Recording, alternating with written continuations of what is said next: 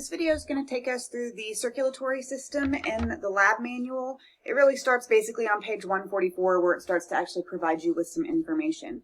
So to start you out, we're going to get the basic anatomy of the heart sort of covered.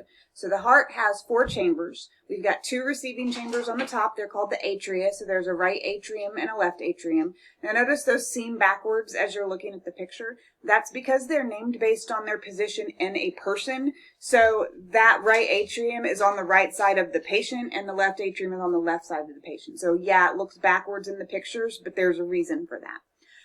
The 2 bottom chambers are called ventricles, same directional issue. So we've got a right ventricle and then a left ventricle. The atria are the receiving chambers, so that's how blood gets into the heart. And then the ventricles are the actual pump that's going to pump the blood out into circulation. Let's see, there's a little bitty blurb on page 145 that gets you your different types of circulatory systems that are present within the animal kingdom.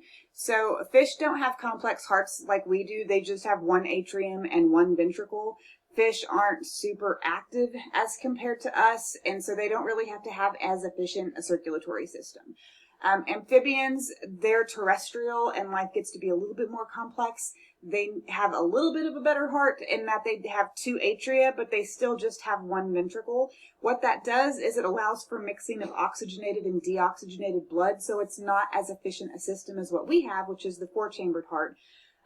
Some reptiles, the crocodilians, like alligators and crocodiles, birds and mammals all have 4 chambers, which is the 2 atria and the 2 ventricles that I mentioned before. Your lab manual does have pictures of what all of those kind of look like on page 145.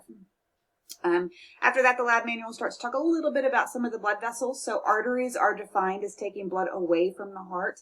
They are often depicted as being red in pictures, although the coloring isn't to help you know what the difference is between an artery and a vein. The coloring actually shows you which blood vessels have oxygen in them and which ones don't. And most of your arteries have oxygenated blood present in them, which is why they happen to be red. The exception to that rule is the pulmonary artery and the pulmonary vein. Veins tend to be blue in pictures and models, but that's because they usually carry deoxygenated blood. By definition, the veins take blood back towards the heart. The smallest blood vessels are the capillaries. They have a very thin wall, and that allows them to exchange materials between the bloodstream and then the cells that they're surrounding. The whole point of the circulatory system is to act as a transport system, and we've got to be able to offload the stuff that we're transporting, and the capillaries is where that's going to happen.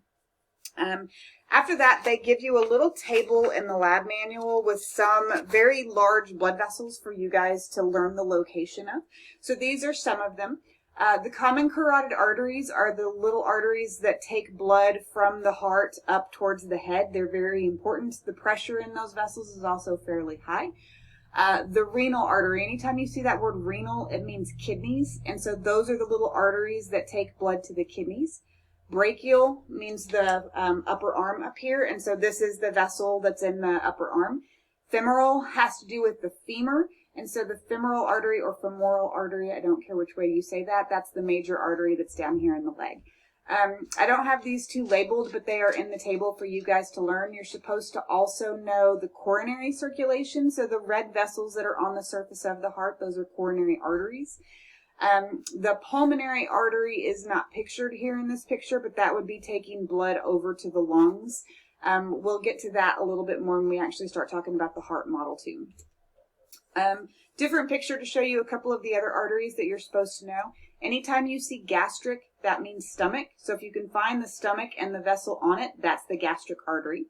Anytime you see hepatic, that means liver. So find the liver and then the vessel that goes to it, and that's the hepatic artery. Mesentery is this sheet of tissue that sort of holds all your intestines together. So the mesenteric arteries go towards the intestines, and unfortunately it's been cut in this picture, but it's the best picture I have that shows it. And so this would be taking blood to the intestines. Now for the veins, here's the ones that you need to know. Your lab manual does call these the wrong thing. It calls them coronary veins. There's actually no such thing as a coronary vein. They're called cardiac veins. They're analogous to the coronary arteries, but they have a different name to them. The jugular veins, again, different name. We had carotid arteries in this region, but we have jugular veins. Everything else, for the most part, tends to have the same name. Like there's a brachial artery, brachial vein, hepatic artery, hepatic vein. So I'm not really going to go over those guys again. You can see them. The ones in the red box, though, there is not an artery that corresponds to those. Now, cephalic stumps a lot of A&P students because, generally speaking, cephalic means head. However, in this case, it's talking about the head of the humerus, which is the ball of the ball and socket joint to the shoulder joint. And that vein goes right over that ball, so it goes over the head of the humerus. And so that's where the cephalic vein is. It goes over the head of the humerus. Still got our brachial vein down here.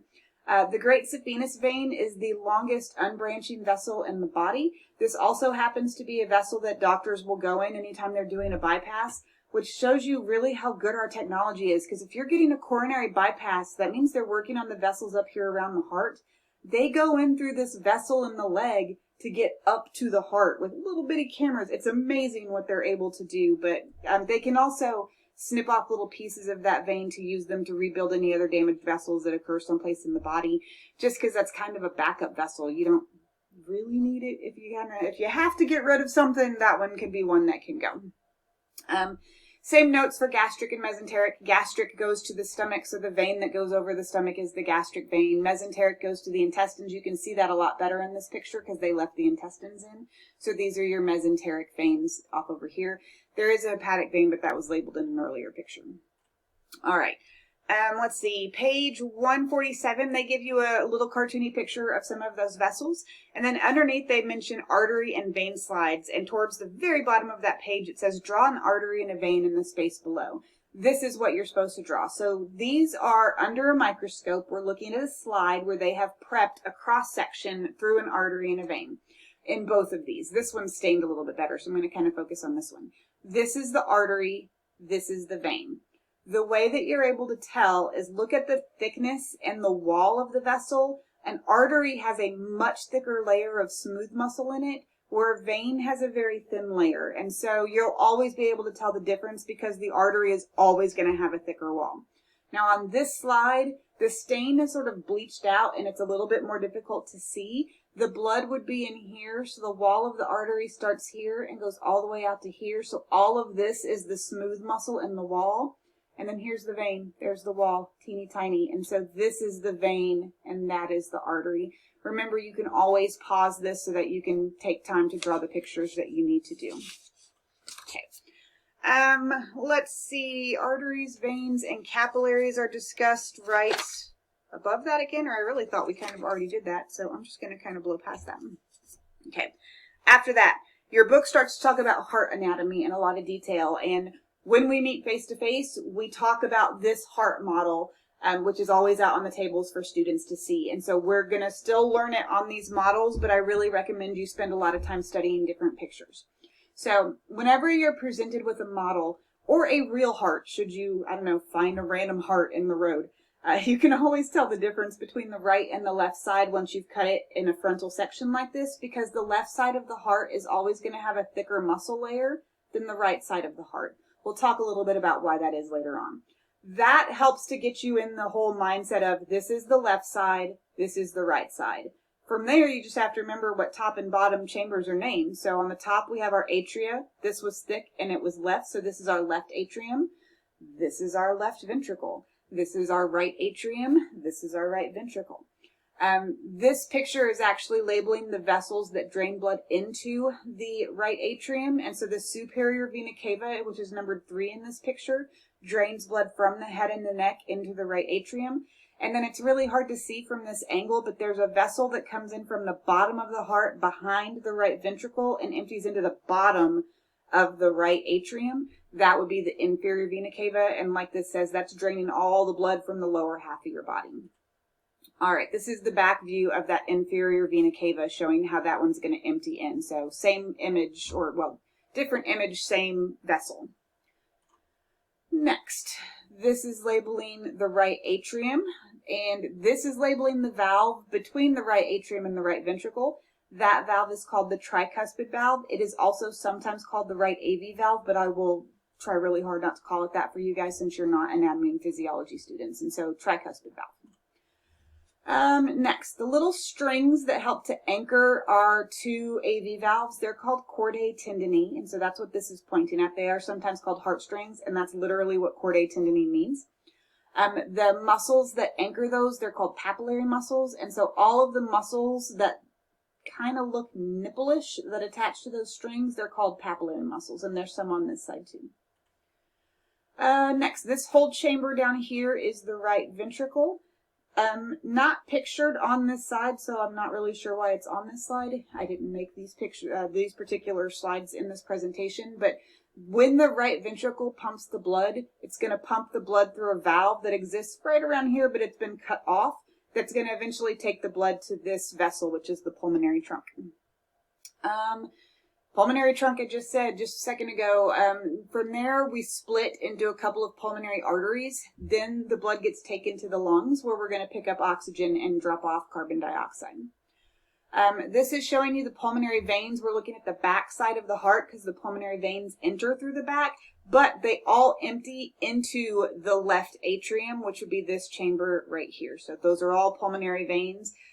There's 4 on the models. Some people don't have that many. Some people have more than that. The number varies person to person. Left atrium from the front. The valve between the left atrium and the left ventricle is the bicuspid valve. Some doctors prefer to call it the mitral valve, and it's also sometimes called the left atrioventricular valve. I tend towards these 2 words, and again, I'll try to not call it the left AV valve for you guys, but every now and then that might slip out accidentally. Left ventricle is this whole chamber right here. The left ventricle is going to pump the blood through the aortic valve into the aorta, and then that is the vessel that has the widest diameter, and it has the highest pressure of any blood vessel anywhere in your body. Also labeled in this picture, you have the interventricular septum. That wall separates the right ventricle from the left ventricle. So what you need to be able to do, what you should study and practice doing, is labeling the 4 chambers, the 4 valves, and the major vessels that bring blood to and from the heart. If you just Google heart anatomy, you can find a bazillion different pictures. Just practice labeling them over and over again. But your 4 chambers are your right atrium, right ventricle, left atrium, left ventricle. Your 4 valves are the tricuspid valve, pulmonary valve, bicuspid valve, aortic valve. The major vessels are the superior and inferior vena cava, your pulmonary trunk, your aorta, and your pulmonary veins. The other thing that you need to be able to do is trace the path of blood as it goes through the heart. The picture on page 149 in your lab manual shows you arrows that show you where blood is going at any given time. The way questions usually get asked about this is, if there's blood currently in the right ventricle, what valve is it going to pass through next? Or if there's blood in the left atrium, where did it just come from? And so that's what you need to be able to do. And if you want to pause this picture to write that stuff down again, you can.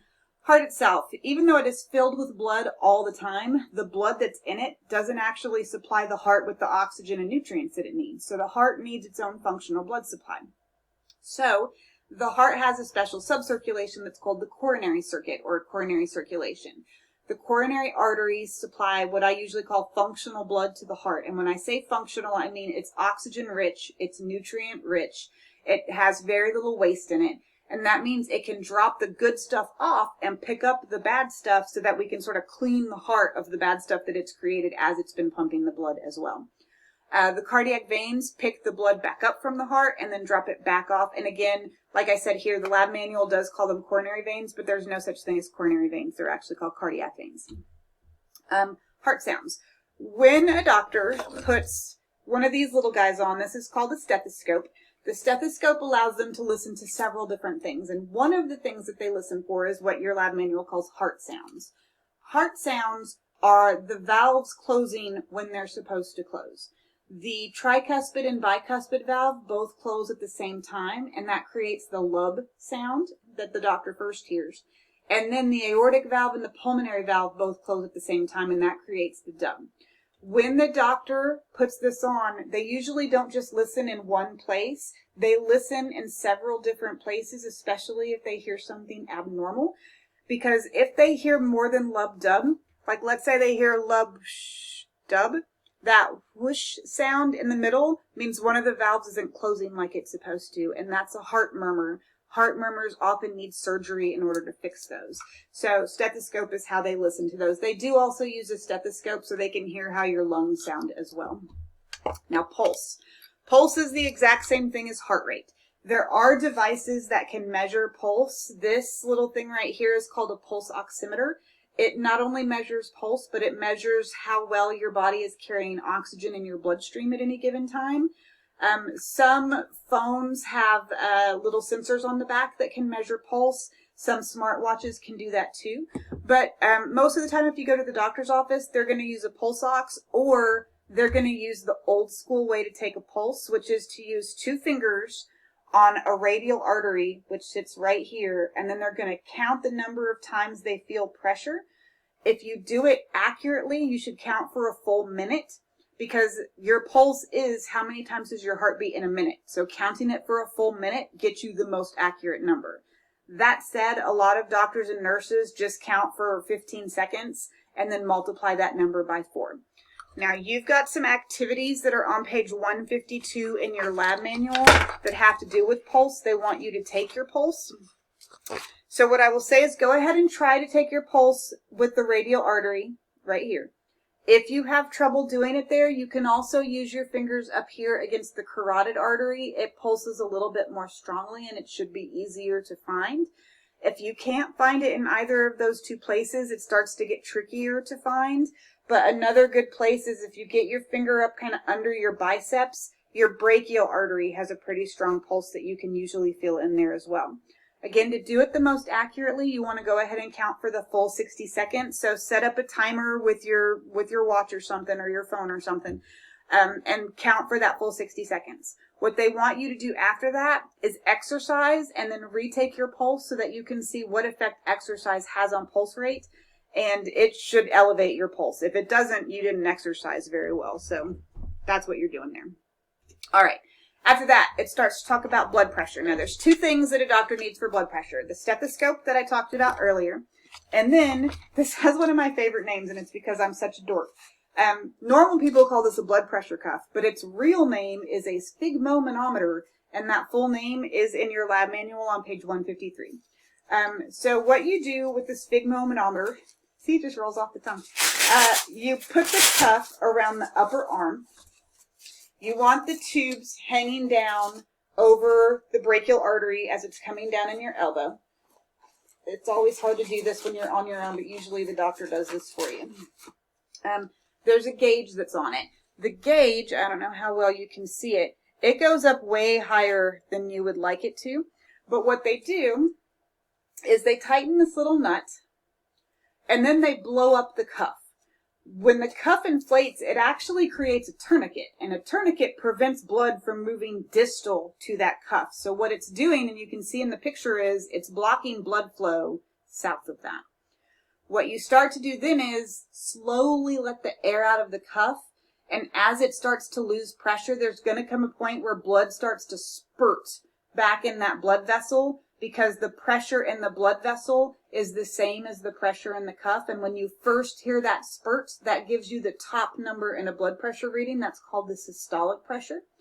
Then eventually that cuff is not obscuring blood flow at all anymore, and you stop hearing sounds completely. When you stop hearing sounds, that gives you the lower number in a blood pressure reading. So when they do that, they're listening for the first sound and then no sound, and they get 2 numbers out of that, and it tells you the pressure when your heart's contracting and the pressure that's still in the vessels even when your heart's relaxed. That's what a blood pressure reading does. It's going to be loud probably, so sorry, give me a second. So that's how we take blood pressure. Now, this is something that we are supposed to also do in lab, but I'm going to bet most of you don't have your own personal sphygmomanometer at home. So I'll kind of give you some alternatives to that here in just a second. So some terms that I mentioned a second ago. Systole and diastole. Systolic pressure is the top pressure in a blood pressure reading. That is the pressure when the heart's contracted. Systole is heart contraction. Diastole is heart relaxation. So the bottom number in a blood pressure reading is diastolic pressure, which is the pressure when the heart's relaxed. So heart's contracted, heart's relaxed. If you want to practice taking some blood pressures, since you don't really get to do it with blood pressure cuffs on your own and on yourself, These are a couple of websites that you can go to just to practice and see how it gets done and see whether or not you could do that. So if you want to play around with those, just go to those 2 websites. All right, different stuff for blood pressure. Normal or average blood pressure is considered to be 120/80. If your blood pressure, the systolic number, is greater than 130, that is now considered to be hypertensive. Your book says 140, but again, those guidelines got modified by the American Heart Association a couple of years ago. So now if your upper number is over 130, you are considered to be hypertensive. If you are hypertensive, you should see a doctor, which they're probably the person that told you were hypertensive. But they will want to tell you that it's time for you to start thinking about proper diet and exercise, because hypertension puts you at a greater risk of developing a number of different diseases, most of which are fatal. And so you want to try to make sure that you keep your blood pressure nice and low. They gave you a couple of other numbers there that I don't necessarily care about. The other one that I want to talk to is if your systolic pressure is less than 90, then you are hypotensive. That means that your blood pressure is too low. Now, that is not going to put you at risk of any sort of diseases that are more likely to kill you. It does tend to make life a little bit more challenging. So I'm a person that has been hypotensive my whole life. And what it means is I stand up too fast a lot and I get dizzy a lot. And that's just something that I have kind of had to get used to as I've gone through my life. But it doesn't usually mean that there's a problem. In fact, it usually means the heart is pretty healthy. However, it can mean that a person might be malnourished. It can mean that they're more at risk of a fall, especially if they're elderly, because when you get lightheaded because you stand up, if that happens too often, you are more likely to pass out. And so that can be problematic then. So on the next page, which is 154, that's what I said up there, they gave you a little blood pressure chart, and then they gave you an activity. And like I said before, I don't bet that most of you just happen to have a blood pressure cuff at home, but I don't know, maybe you have a loved one who has been declared hypertensive and the doctor gave them a little wrist cuff or something. If you do have one of those, go ahead and take your blood pressure and do the activities that it mentions in here. If you don't, what I would recommend is just the next time you go to the grocery store, most grocery stores in the pharmacy section have a blood pressure machine that'll take your blood pressure for you. I'm not saying you have to do the exercise stuff and then retake it like the lab manual says, but just see what your blood pressure is so that you know. A lot of people get what is in the medical field known as white coat hypertension, which is we get stressed when we go to the doctor's office. That stress elevates our blood pressure, which means our doctor never actually sees what our normal blood pressure reading is because we're stressed every time we go there. And so just next time you go to the grocery store, give it a try just so you know where you stand. After that, there's just a whole slew of questions. I'm not going to go through every single one of those with you since I'm providing you with the answers, but for this one, for one, there's A through G, and it lists different parts of the hearts, and then it asks you whether or not the blood in that area is oxygenated or deoxygenated. So if I put DO, that's deoxygenated, and if I just put O, that's oxygenated. Pause so you can get your answers. For number 2, just pause so you can get your answers, and here's what kind of confused me about this as I was looking at number 2 for the first time. On page 155, it just makes it look like it's labeling, but then it continues on page 156, and sometimes it just wants to know what that part is. But sometimes it asks you a question like, what's the function of structure B, not just the name. So I went ahead and included both the structure and the function just so you could answer all those questions. Pause it so you can get it. These are pretty self-explanatory. Just pause them so you can get them. Same sort of thing here. So 6, they gave you like a carotid artery. What does it match up to? So A matches up to 5. The carotid artery takes blood to the head. Pause it and write all those answers down in the blank. 7 through 10, pause it, get those answers down in the blanks. Those are, again, pretty self-explanatory. Then on the next page, page 158, there's some critical thinking questions. So just to hit some of those with you, if a family member is diagnosed with high blood pressure, what advice would you give them? So remember, high blood pressure kills people earlier. It is not something that you should just ignore. So if you have a loved one who has it, it means you need to start trying to coerce them into eating well, which means low fat, lean protein, take the sugar out of the diet.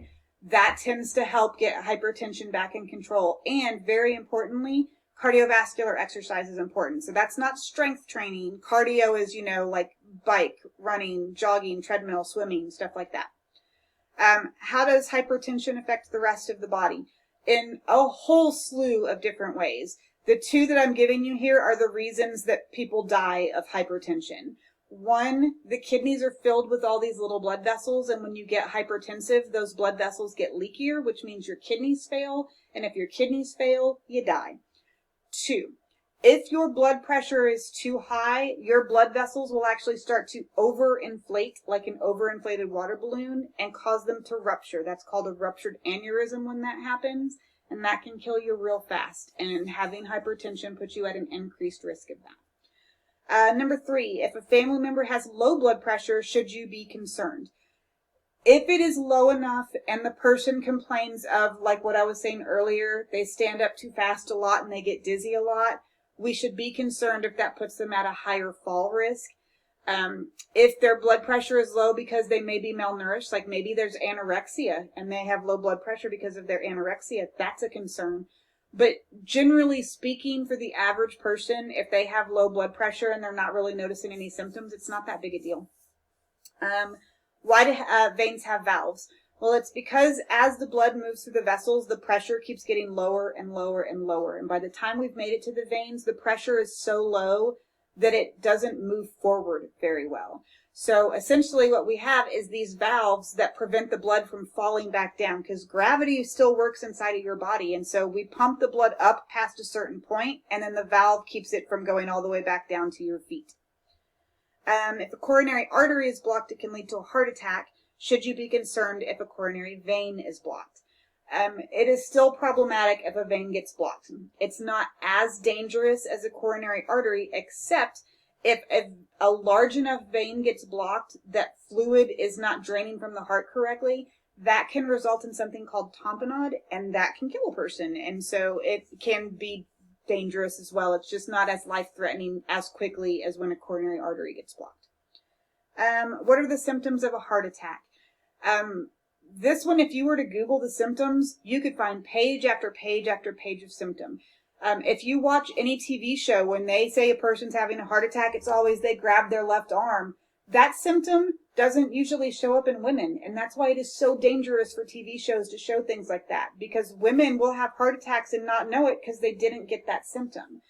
So what I'm giving you is the symptom that is most often described in anybody that's having a heart attack, regardless of their sex and regardless of any other symptoms that have developed, and that is they feel like there's a bunch of pressure on their chest, or like I quoted it up here, there's an elephant sitting on their chest that they can't get off. So if you ever feel like that, you need to go to a hospital immediately, preferably via ambulance, just in case it is a real heart attack. 7.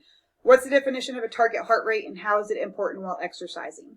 So when you're exercising, especially for cardiovascular exercise, the whole point is to get your heart rate up so that your heart becomes a more efficient pump.